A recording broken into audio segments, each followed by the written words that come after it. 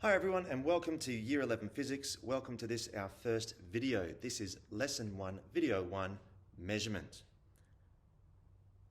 We're trying something different in Year 11 Physics this year. Year 11 Physics has 2 semesters, 3 topics in the first semester, 2 topics in the second semester. Those 3 topics in the first semester are thermal physics, electrical physics, nuclear physics. Then in the second semester we have linear motion and waves. This year in Year 11 Physics, we're going to take each of these topics and we're going to break them up into a series of lessons based roughly around the chapters in your Pearson Physics textbook. The idea is going to be that you, the student, have more control over the pacing of your Year 11 Physics experience.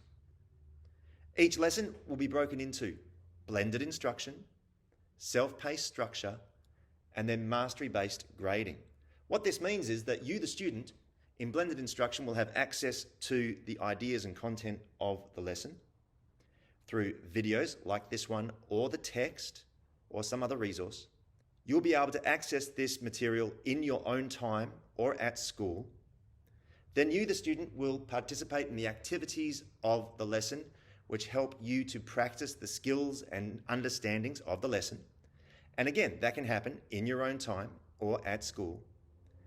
And then to conclude a lesson, you, the student, will complete a mastery activity, an exit ticket, to prove to yourself and to me that you have understood the learnings within this lesson. This lesson that we're going into today, Lesson 1, is measurement and uncertainty. This is video 1 for that lesson, measurement.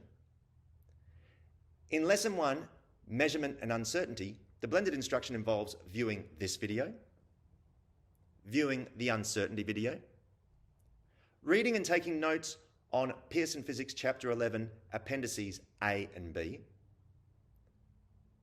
The self-paced structure, the doing of this lesson, is to complete all the questions from the PDF HP11, Chapter 1.1, 1.2.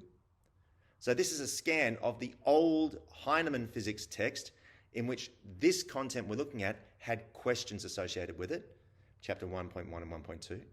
When you've done all of those, you'll report to me that you've done them, you'll show them to me, and I will give you an exit ticket. This will be a 2-page quiz based on this content that you've been doing.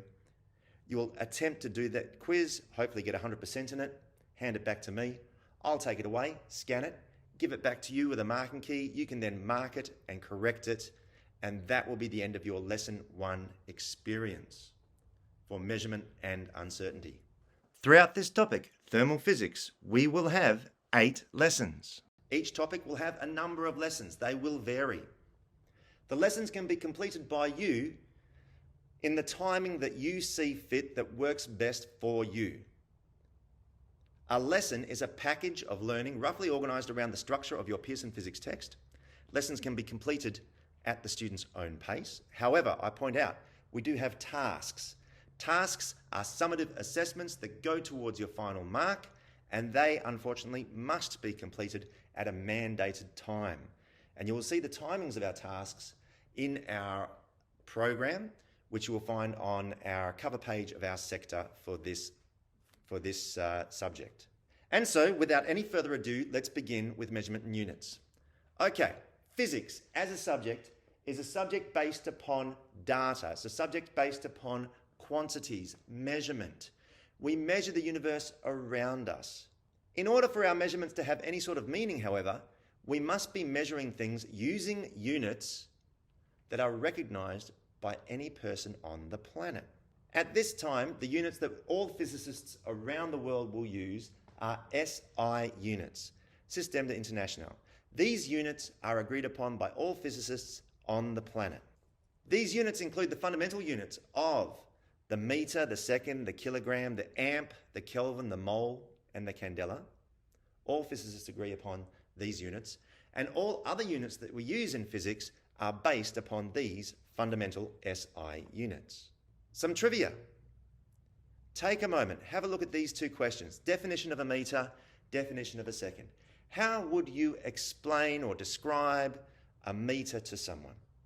How would you explain or describe a second to someone? You're not allowed to use the word meter in your definition of meter. You're not allowed to use the word second in your definition of second. How would you do it? Take a moment, pause the video, commit to paper, write it down. What would you do? In 1791, we defined the meter as 1/10,000,000th of the distance of the equator to the North Pole. In 1983, we defined the meter as the distance light travels in that fraction of a second that you see on the screen now. How do we define a second? In 1791, a second was defined as the time for a pendulum 1 metre long to swing from one side to another. In 1889, the second was based upon the average solar day. In 1967, the second was defined as the time required for that many cycles of cesium-133 to move between its two lowest electronic energy levels.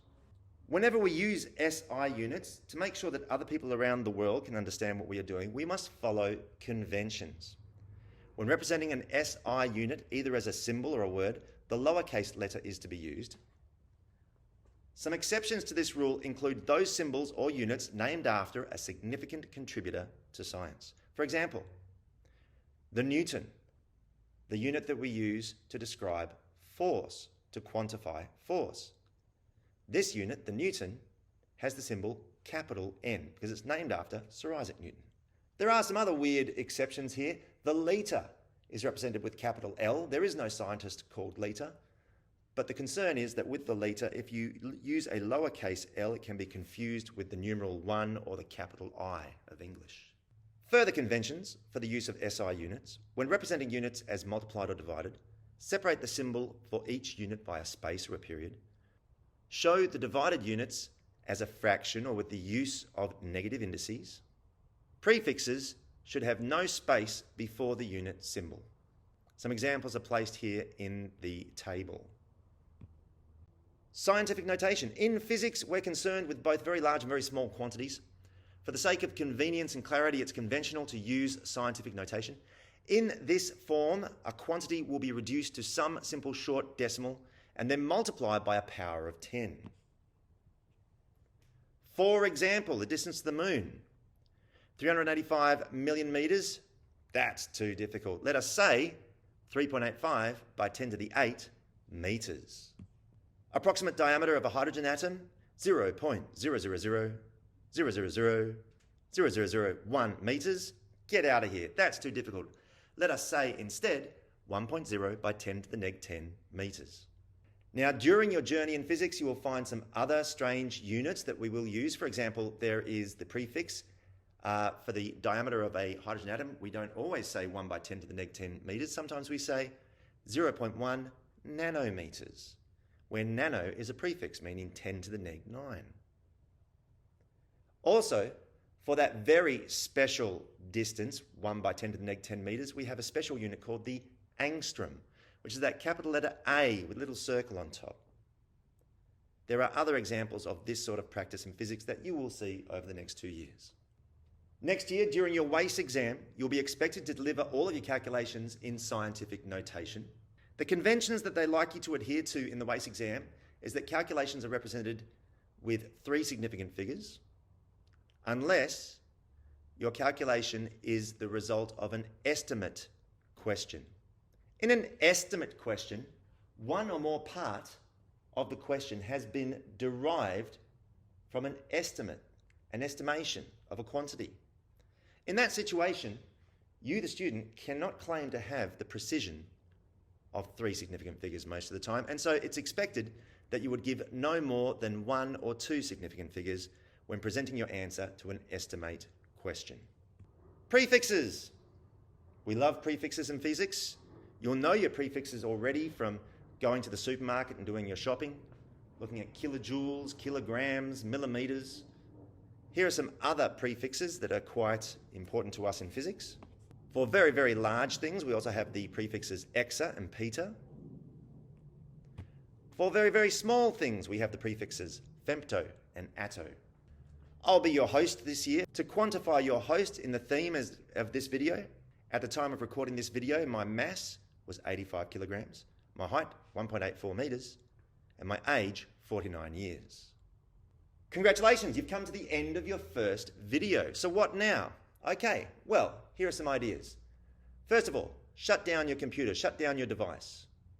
Open up your notebook and jot down some ideas from this video that you can recall.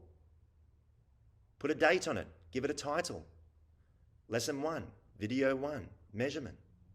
After that, go read and take notes on Appendix A of the Pearson Physics 11 text. Complete Chapter 1.1 questions from the PDF titled HP Chapter 1.1 to 1.3. You'll find that PDF in Sector. If you've done all of that, then maybe it's time to watch the next video in this lesson, Lesson 1, which is going to be on uncertainty in measurement. I hope this video was helpful.